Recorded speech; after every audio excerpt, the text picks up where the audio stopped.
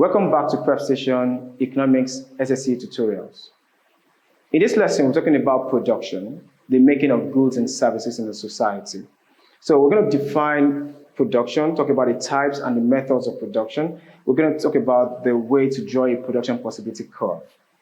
So let's start with this. Why should you even produce anything? Since you already know that production is the making of this burger right here and making of everything you have around you, so why should we even engage in it?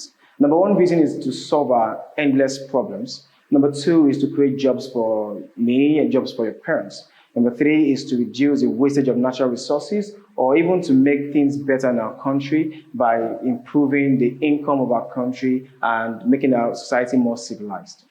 And now we know why we must engage in production. Let's look at the types of production. We have primary production, we have secondary, and we have tertiary. So primary has to do with extracting raw materials or natural resources from our society or from our environments. So that's if you plant a lettuce, you're not going to do anything beyond planting it and harvesting it. You're not going to do anything like maybe changing it or something, but you can change whatever you get from here to something else that we call that manufacturing. That's secondary production. Also, offering a service like what I'm doing to you right now is tertiary production.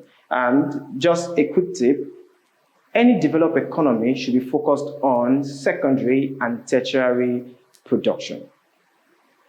Okay, so let's look at the factors of production. To produce anything in our society, we need 4 factors of production, 4 things to produce this. So we have land, labor, capital, entrepreneurship. So if you look at all these qualities, tell me which one belongs to land, to labor, to capital, to entrepreneurship.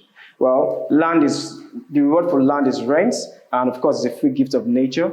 And the reward for capital is interest, it's man-made. And the reward for wages, the reward for labor is wages, and it can change jobs. Like I can be a teacher today, and I can be a consultant tomorrow. Then the reward for entrepreneurship is profit, and of course, it controls other factors of production. So what I want you to do is look at this picture. Can you find land? Can you find labor, capital, or entrepreneurship here? There's space where this is done, and every natural resource here is land. And the person who is doing the job, we can term the person as labor. The machine in that space, or whatever tools the person is using as capital.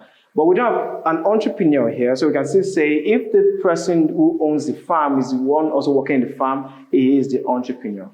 Or his skill is entrepreneurship. I hope you do understand this. Okay, so let's move on to what a production possibility curve is. From the word production, what we can produce, possibility, what we can achieve, our capacity in our society or economy, and a curve, a graph showing this. So a production possibility curve is a graph showing the capacity or what can be produced in the economy, 2 goods actually, and what the potential of that economy is in terms of production. So we have these conditions to fulfill before drawing a production possibility curve. Number one is all resources available in that economy must be fixed and transferable. Then number 2, just 2 goods or services can be produced. We can always compare more than 2, but for this production possibility curve, we're talking about comparing only 2 goods. It could be good X, good Y. It could be capital goods or consumer goods. It could be Bonvita and Milo. Number 3, the level of technology to make goods and services is constant, which means we've gotten to our peak, the highest of our technology or our technical process. Number 4 is the resources in society are fully and efficiently utilized. We've been able to use everything we have in that society. Therefore, we can now draw our production possibility curve. So let us draw that right now. So in drawing the production possibility curve, following all the conditions we have identified below, all you need to do is draw a straight line down. I'm going to try to be very symmetrical. So we can compare 2 goods. So what 2 goods can we compare? In economics, we prefer to sometimes say capital goods. And here we have consumer goods. By the way, capital goods are the goods that we need to produce other goods, while consumer goods are the goods we use or we consume directly. So now a production possibility curve is a curve that is concave to the point of origin like this. It looks like this. So anything below this line, let's just name this A. At point A, anywhere below this line, assuming it's point A, at this point we're not efficient, we're underproducing.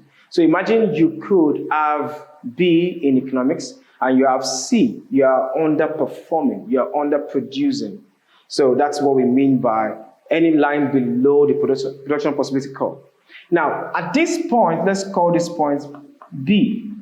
At point B, we are producing all capital goods and no consumer goods.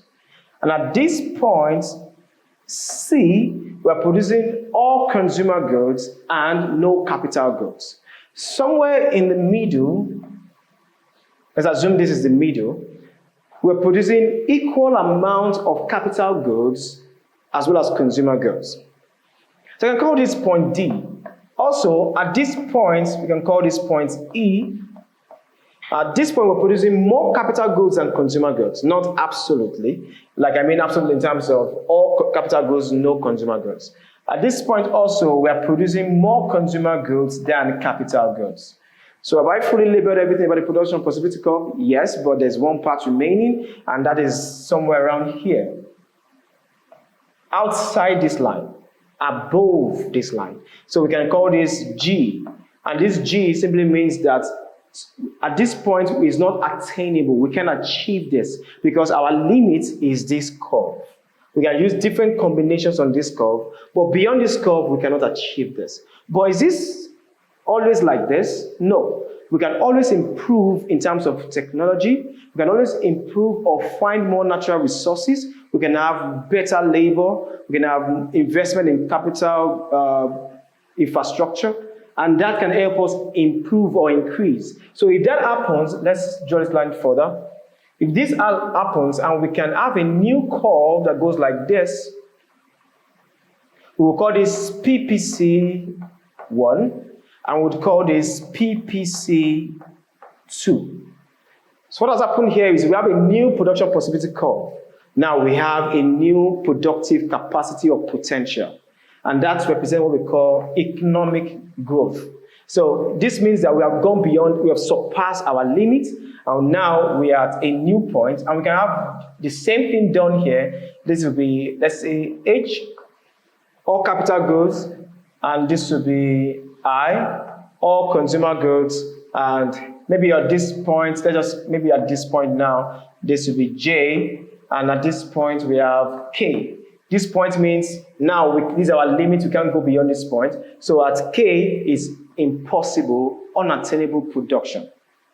So until we can produce more or our potential increases, then we can have a new production possibility curve as PPC3. And that is what we call economic growth again, and it keeps going that way.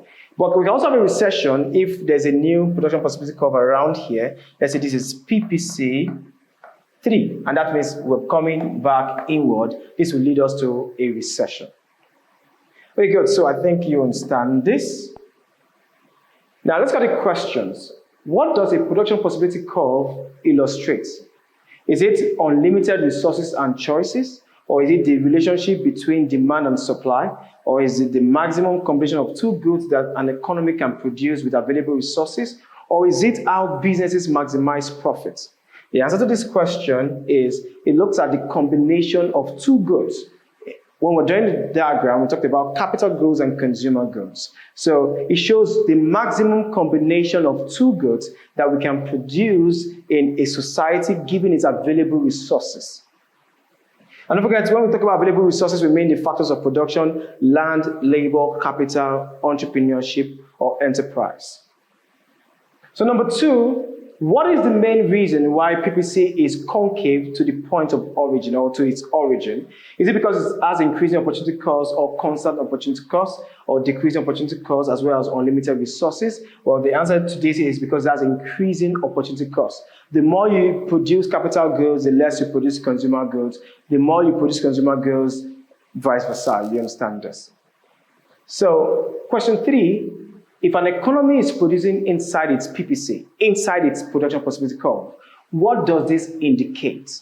The answer to this question, without wasting time, is underutilization of resources. So if you're producing below the line, the PPC line, it means you are underperforming, you are underutilizing your resources. You can do better, but you're doing less. Number 4, opportunity cost is best defined as what? Is it the money spent on production? Is it the value of the next best alternative forgone? Is it the total profit made in production, or the additional cost of producing one more unit of a commodity? And the answer to that is best alternative forgone. So if you have something, if you have an opportunity, what is the cost of that opportunity? Something you cannot have. So number 5, capital goods differ from consumer goods because they are produced in larger quantities, or because they are used in the production of other goods and services, or consumed immediately, or more expensive than consumer goods. The answer to this question is B. They are used in production of other goods and services. I told you earlier, capital goods are things we need to produce other things. Like sugar. Sugar is a capital good. You need sugar for pastry. Number 6, which of the following is an example of an economic good, not a free good? An economic good is the opposite of a free good. So which one is it? Is it air? Is it sunshine? Is it a loaf of bread? Is it ocean waves? The answer to this is a loaf of bread. And guess what? A loaf of bread has opportunity cost. If you buy a loaf of bread, it simply means you can buy something else. Maybe your favorite biscuit, or I don't know what you want to buy, but if you buy a loaf of bread, there's opportunity cost. And it's called an economic good because it has price. Air has no price, technically, sunshine as well as ocean waves. But economics is not limited. At some point, air can become an economic good. That's when someone is sick and the person needs oxygen. So number 7, how can a country achieve economic growth in terms of its PPC? I drew that graph, I drew that curve when I was drawing the production possibility curve. So can you spot the answer pretty fast? I think the answer is B, shifting the PPC outward. So that means you're shifting your potential outward. What you can actually achieve, you're extending, going beyond your point. As we speak today, humans have only been able to travel to the moon, not beyond that point. But years to come, we will have a different production possibility curve when we go beyond the moon. Question 8, what happens to an economy's PPC during a recession? Does it shrink? Does it expand? Does it shift outward or shift inward? So these are the things you have to consider. And we did that in a graph. So the answer to this is that the economy moves from the curve to a point inside it. So the graph, the curve is shrinking, is moving inward. Number 9, a movement along the PPC from one point to another point represents what? A change in technology? Does it represent economic growth? Is it a change in the allocation of resources between the two goods that we're comparing? Or is it a shift in the entire curve? So what is the answer? The answer is definitely a change in the allocation of resources between two goods, because the movement is on the curve. It's from point A, B, C, D, on the curve, not outside the curve, not in contrast, like opposite the curve. And last question for our MCQs is, which of the following is common to developed countries? I actually mentioned this earlier. Is it primary and secondary production? Is it primary and tertiary production? Is it secondary and tertiary production, or none of the above? Of course, we all know none of the above is wrong. So what do you think is the answer? Which one is an economy that is developing, or developed rather, producing? And the answer is secondary and tertiary, because at this point, you're doing manufactured goods, and at this point, you're providing services. These two combined determines the rate of development for any country. And that's where we think Nigeria should progress to, producing goods and offering services to not only Nigerians, but to the entire world. At this point, we will take a break and we'll return with a new topic.